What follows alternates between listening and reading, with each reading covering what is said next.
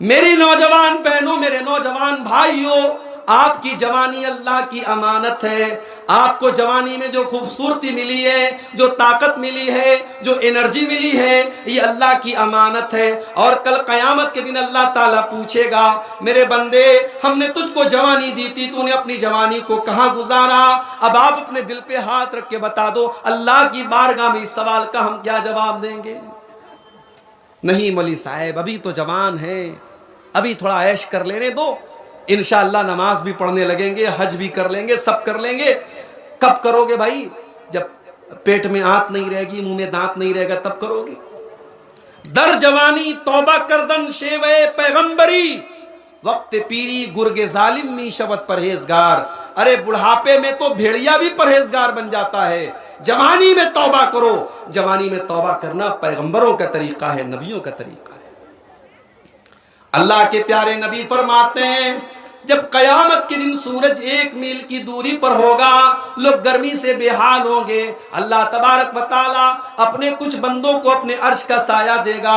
उन खुश नसीब बंदों में अल्लाह का वो बंदा भी होगा, वशाबुन नशा फी इबादतिल्लाह, वो नौजवान लड़का, वो नौजवान लड़की जिसकी जवानी अल्लाह की इबादत में गुजरी हो।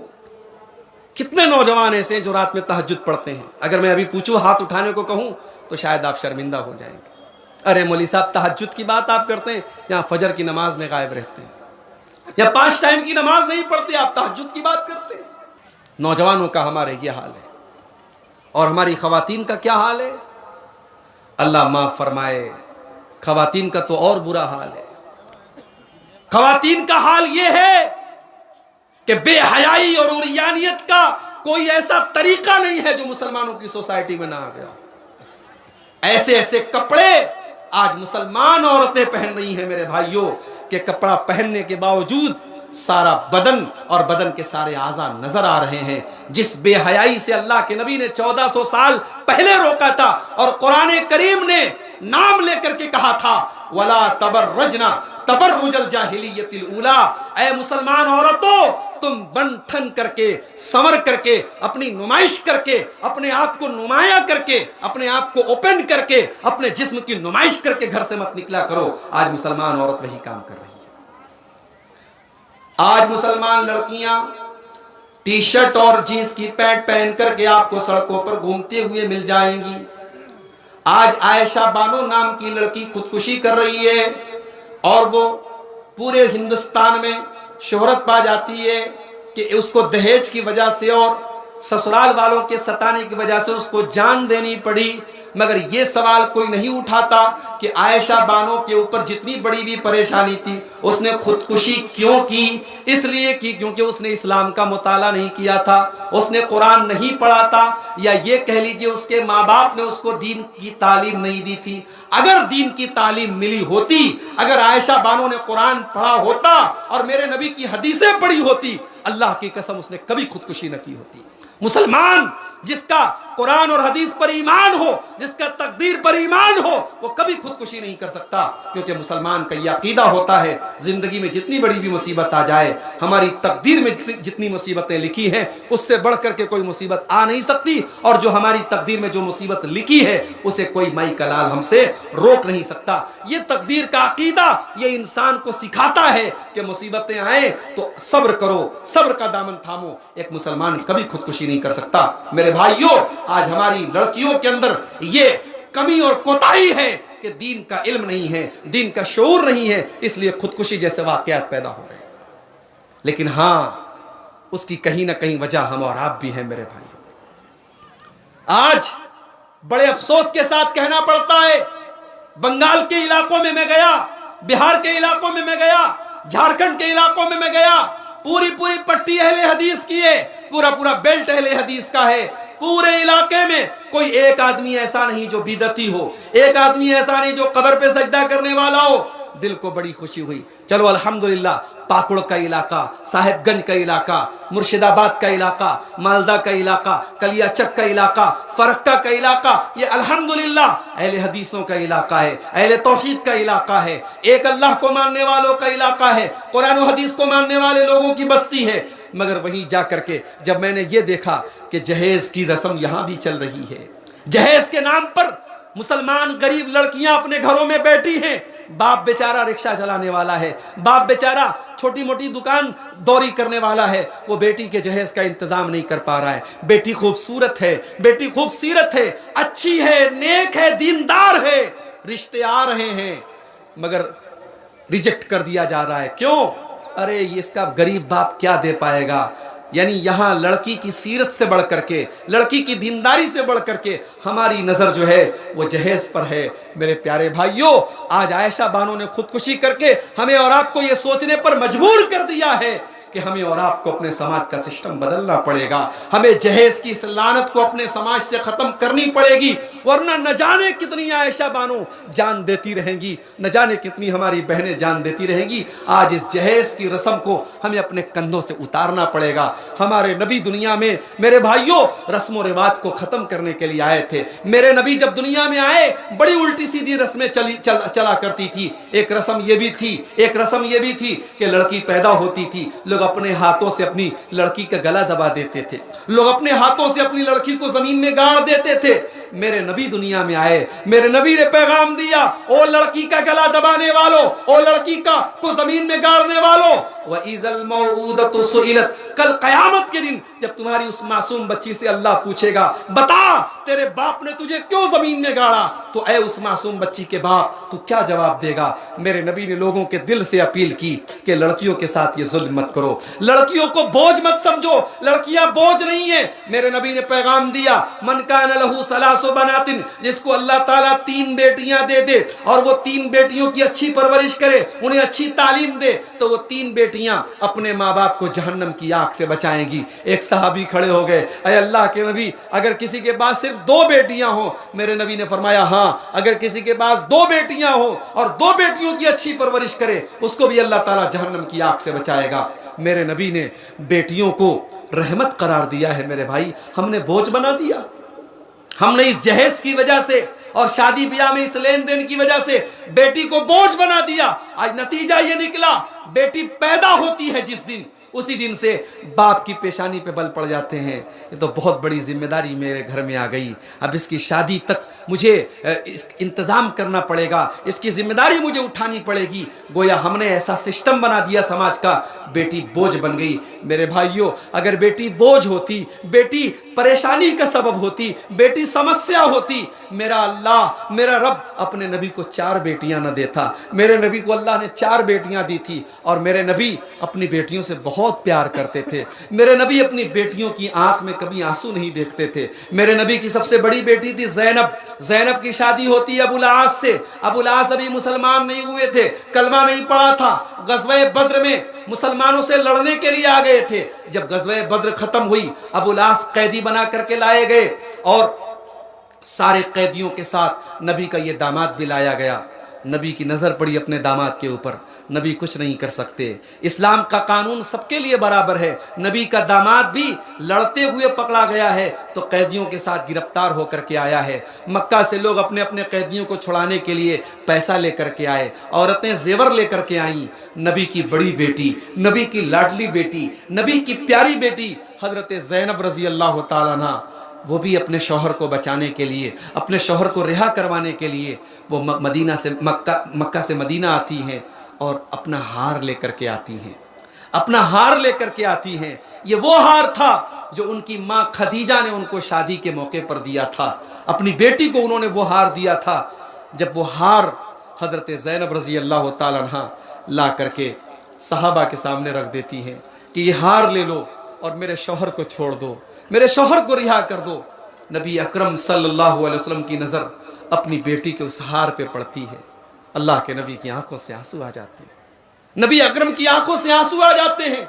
उस हार के साथ नबी की बेटी का रिश्ता भी जुड़ा है और नबी की बीवी हजरत खदीजा का रिश्ता भी जुड़ा है। अल्लाह के नबी उस हार को देखते हैं, आपकी आंखों से आंसू बहने लगते हैं। आप सहाबा से गुजारिश करते हैं, ऐ मेरे सहाबा ये हार वापस कर दो, ये मेरी बेटी का हार है, ये मेरी खदीजा की यादगार है, ये हार वापस कर दो और मेरे दामाद को अबुल आस को ऐसे ही छोड़ दो। सहाबा ने अपने नबी की आंखों में आंसू देके सहाबा ने फौरन अबुल आस को छोड़ दिया। मेरे भाइयों, मेरे नबी अपनी बेटियों की आंखों में कभी आंसू नहीं देखते थे। मेरे नबी अपनी बेटियों से बेइंतहा प्यार करते थे। सही बुखारी की रिवायत है, हजरत फातिमा नबी की सबसे छोटी बेटी हैं, सबसे लाडली बेटी हैं। जब हजरत फातिमा नबी से मिलने आती थी, अल्लाह के नबी अपनी बेटी के इस्तकबाल में खड़े हो जाते थे। आज हमारे कितने घरों में कितने बाप हैं जो बेटियों से कायदे से बात नहीं करते, बेटियों से कभी लाड प्यार नहीं करते, बेटियों से कभी ढंग से बात नहीं करते। मेरे भाई ये फर्क क्यों है? अल्लाह को हिसाब देना पड़ेगा। जितनी मोहब्बत तुम लड़कों से करते हो, उस मोहब्बत की हकदार तुम्हारी बेटियां भी हैं। मेरे नबी अपनी बेटी के इस्तकबाल में खड़े हो जाते थे। तुम जितने बड़े भी हो, मेरे नबी से बड़े तो नहीं हो, मेरे नबी से बड़े तो नहीं हो। मेरे नबी अपनी बेटी के इस्तकबाल में खड़े हो जाते थे और अपनी कुर्सी पर अपनी बेटी को बिठाते थे और अपनी बेटी का हाथ पकड़ के चूम लेते थे, अपनी बेटी की पेशानी को चूमते थे। अल्लाह के नबी अपनी बेटियों से बहुत प्यार करते थे। मेरे नबी दुनिया में आए, आपने बेटी को उसका मकाम दिया। मेरे नबी दुनिया में आए, बीवी को उसका मकाम दिया। बीवियों की हैसियत क्या होती थी अरब के अंदर? शौहर मर जाता था, एक एक साल तक औरत कोठरी में बंद रहती थी। एक एक औरत से 10-10 लोग शादी करते थे। मेरे नबी दुनिया में आए, मेरे नबी ने रस्में ख़त्म की, मेरे नबी ने ये रस्मों की बेड़ियां ख़त्म की। मेरे नबी ने कहा नहीं, शौहर मर गया, 4 महीना 10 दिन तक औरत इद्दत गुजारेगी और उस इद्दत में भी वो एक कैद नहीं रहेगी, वो घर के अंदर रहेगी, ज़ेबो ज़ीनत नहीं करेगी, खुशबू नहीं लगाएगी, लेकिन कैद नहीं रहेगी। ज़रूरत पड़ेगी घर से बाहर भी निकल सकती है, बिला ज़रूरत नहीं निकलेगी, मजबूरी में ज़रूरत पर निकल सकती है। मेरे नबी ने कानून बदला, मेरे नबी ने रस्में बदली। मेरे भाइयों, आप अगर अहले हदीस हैं, आप कुरान और हदीस पर चलने वाले हैं, आपको उसी कुरान और हदीस का हवाला देता हूं। अपने दिल पर हाथ रख के बताओ, ये जो तुम शादियों में 5-5 लाख रुपए कैश लेते हो, ये जो तुम शादियों में बाइक लेते हो, ये जो तुम शादियों में दुनिया भर की चीजें लेते हो, क्या ये मेरे नबी की बनाई हुई रस्म है? जी नहीं, ये मेरे नबी की बनाई हुई रस्म नहीं है। ये हिंदुस्तान के हमारे हिंदू भाइयों की रस्म है, क्योंकि हमारे हिंदू भाइयों के यहाँ लड़कियों को वरासत में कोई हक नहीं दिया जाता, तो उनके यहाँ दहेज प्रथा चालू की गई ताकि लड़कियों को जो देना है शादी के मौके पे दे दिया जाए। इसीलिए उसका नाम उन लोगों ने रखा दान दहेज। दान है ये कन्यादान है, लड़की को दे दिया, अब कुछ और नहीं देना है। हमारी शरीयत में दान दहेज नाम की कोई चीज़ नहीं है। हाँ, हमारी शरीयत में बाप के इंतकाल के बाद बाप की प्रॉपर्टी में जैसे बेटा का हक है वैसे बेटी का हक है। ये हक कोई नहीं देता, ये हक कोई नहीं देता। हम बड़े बड़े मसले बयान करते हैं, मौलवी साहब ये खाने से रोजा टूट जाएगा क्या, ये खाने से वजू टूट जाएगा। अरे बहन की वरासत डकार गए, बेटियों की वरासत डकार गए। तुम हराम हराम अपने पेट में भर रहे हो, अपनी बेटियों और बहनों को वरासत से महरूम कर रहे हो और मसले पूछ रहे हो कि ये खाने से रोजा टूट जाएगा कि नहीं, ये खाने से वजू टूट जाएगा कि नहीं। आज हमें और आपको इन मसाइल पर गौर करने की जरूरत है। मेरे भाइयों, आज उम्मत जिन हालात से दो चार है, आज पूरी दुनिया में हम जितने जलीलो खार हैं, और आज जब हम न्यूज खोलते हैं टीवी के ऊपर और न्यूज वाला जब कहता है कि बताइए क्या कुरान के अंदर से इन 26 आयतों को निकाल दिया जाए या ना निकाल दिया जाए, हमारा खून खौल जाता है। हमारे दिल से यही दुआ निकलती है, अल्लाह तेरे कुरान के साथ दुश्मनी भी शुरू हो गई है। अल्लाह, अल्लाह तू अपनी किताब के साथ दुश्मनी करने वालों को उनके अंजाम तक पहुंचा दे। और हमारा ईमान है, हमारा यकीन है, ये वसीम रिजवी नाम का आदमी जिसने कुरान के साथ दुश्मनी की है, जिसने अल्लाह के साथ दुश्मनी की है, इंशाअल्लाह ये कुत्ते की मौत मरेगा, ये कुत्ते की मौत मरेगा। इसके जनाजे को कब्र नसीब नहीं होगी, इसकी लाश को कब्र नसीब नहीं होगी इंशाअल्लाह। और अब तो रो रहा है। अभी उसका एक नया वीडियो आया है, शायद आपने देखा हो, सोशल मीडिया पे आया है। कह रहा है मेरी बीवी छोड़ के चली गई, मेरे बच्चे छोड़ के चले गए, मेरे भाई मुझे छोड़ के चले गए, लेकिन मैं हक पर हूँ, मैं सुसाइड कर लूंगा मगर हक को नहीं छोड़ूंगा। हम अल्लाह से दुआ करते हैं तू सुसाइड कर ले, अल्लाह करे तू सुसाइड कर ले, तू जहन्नम रसीद हो जाए। तेरे जैसे लोग पूरी कौम के लिए कलंक हैं। अच्छा, वो शिया मसलक से ताल्लुक रखता है, लेकिन आपको बता दूं कि शिया मसलक के भी बड़े उलमा ने फतवा दे दिया है कि वो काफिर है, मुनाफिक है। और लखनऊ में जहां का वो रहने वाला है, वहां उसने अपनी जिंदगी में अपनी एक कब्र बनवाई थी, उसकी कब्र को भी लोगों ने तोड़ दिया है और तय किया है कि उसको अपने कब्रिस्तान में हम दफन होने नहीं देंगे। मेरे भाइयों, बड़ी पुरानी तारीख रही है। अल्लाह के घर के साथ दुश्मनी करने के लिए एक यमन से लश्कर चला था। अब्रहा नाम का एक बादशाह था जिसने यमन में बहुत बड़ी बिल्डिंग बनवाई थी और कहा था लोगों से कि खाने काबा का हज मत करो, मेरे इस घर का तवाफ करो। लोगों ने सबक सिखाया और अब्रहा के बनाए हुए उस नकली काबा के अंदर जाके पाखाना कर दिया, लैट्रीन कर दिया, टट्टी कर दिया। अब्रहा को बड़ा गुस्सा चढ़ा, अब्रहा को बड़ा ताव आया। उसने कहा मैं मक्का के उस काबा को गिरा दूंगा। उसने बहुत बड़ा लश्कर तैयार किया, हाथियों का लश्कर तैयार किया और हाथियों का लश्कर लेकर के मक्का पर चढ़ाई करता है और मक्का के करीब पहुंच जाता है। जानते हो, मेरे रब की शान बड़ी निराली है। मेरे रब ने हाथियों के लश्कर को तबाह करने के लिए हाथी से बड़ा जानवर नहीं भेजा। अल्लाह ने छोटी छोटी चिड़ियों को आसमान में भेजा। छोटी छोटी चिड़ियां जो चने के बराबर छोटी छोटी कंकरी अपनी चोंच में और अपने पंजों में दबा करके आसमान में आई और अब्रहा की फौज पर एटम बम की तरह गिरा दिया। जिस आदमी के ऊपर वो चने के बराबर कंकरियां गिरी, कुरान कहता है, मेरा रब कहता है, अलम तरा कैफ फ़अल रब्बुका बिअस्हाबिल फील अलम यजअल कैदहुम फी तज़लील व अरसल अलैहिम तैरन अबाबील फजअलहुम कअस्फिन माकूल। अल्लाह ने उनको खाए हुए भूसे की तरह कर दिया। जिसकी खोपड़ी पर गिरती थी वो कंकरी, उसका खोपड़ा फट जाता था, सर फट जाता था, भेजा बाहर निकल जाता था। अब्रहा का अपना हाल ये हुआ, उसके पूरे बदन में कोड़ की तरह जख्म हो गए और बिल्कुल दुबला हो गया और वहां से किसी तरीके से जान बचा के यमन भागा और यमन जाते जाते मर गया। और इतनी बुरी तरीके से उसकी बॉडी से महक आ रही थी कि लोगों ने उसको अपने कब्रिस्तान में दफन नहीं होने दिया। अल्लाह के घर के साथ दुश्मनी करोगे, अल्लाह यही अंजाम करेगा। अल्लाह की किताब के साथ दुश्मनी करोगे, अल्लाह यही अंजाम करेगा। बुखारी की रिवायत है, एक आदमी अल्लाह के नबी के पास आया और इस्लाम ले आया। अल्लाह के नबी ने उसको कुरान लिखने की जिम्मेदारी दी थी। कुछ दिनों तक कुरान लिखता रहा, फिर वो मुर्तद हो गया, काफिर हो गया, मुनाफिक हो गया और जाकर के अपनी कौम से कहने लगा, अरे मोहम्मद को तो कुछ नहीं आता, मोहम्मद को उतना ही आता है जितना मैंने उनको बताया है। उसके बाद उसका इंतकाल हो गया। जब उसका इंतकाल हुआ, उसके खानदान वालों ने उसको जाकर के कब्रिस्तान में दफन किया, कब्र में दफन किया। जैसे ही दफन किया, अगले दिन आए, देखा लाश कब्र के बाहर पड़ी हुई है। लोगों ने कहा लगता है मुसलमानों ने दुश्मनी की है और कब्र खोद करके इसको निकाल के बाहर किया है। और गहरी कब्र को खोदा और गहरी कब्र खोदी और फिर कब्र में डाला और फिर कब्र को बराबर किया। अगले दिन फिर आए, सुबह को देखा फिर उसकी लाश बाहर पड़ी हुई है। 3 दिन तक लगातार ऐसा हुआ। गांव वाले समझ गए, खानदान वाले समझ गए, कबीले वाले समझ गए, जमीन इसकी लाश को कबूल करने को तैयार नहीं है। ये नबी का दुश्मन है, ये कुरान का दुश्मन है। मेरे भाइयों, 1400 साल पहले की तारीख आज भी दोहराई जाएगी। जो अल्लाह की किताब के साथ दुश्मनी करेगा उसको जमीन कबूल इंशाअल्लाह नहीं करेगी। और एक बात याद रखो, अपने दिल में और दिमाग में एक बात बिठा लो, अल्लाह ना करे सुप्रीम कोर्ट के अंदर ये केस गया है, हमें यकीन है, अल्लाह की जात पर भी यकीन है और अपने मुल्क के आइन के साथ भी हम अच्छा गुमान रखते हैं। हमें उम्मीद है और यकीन है सुप्रीम कोर्ट उसकी अर्जी को खारिज कर देगा।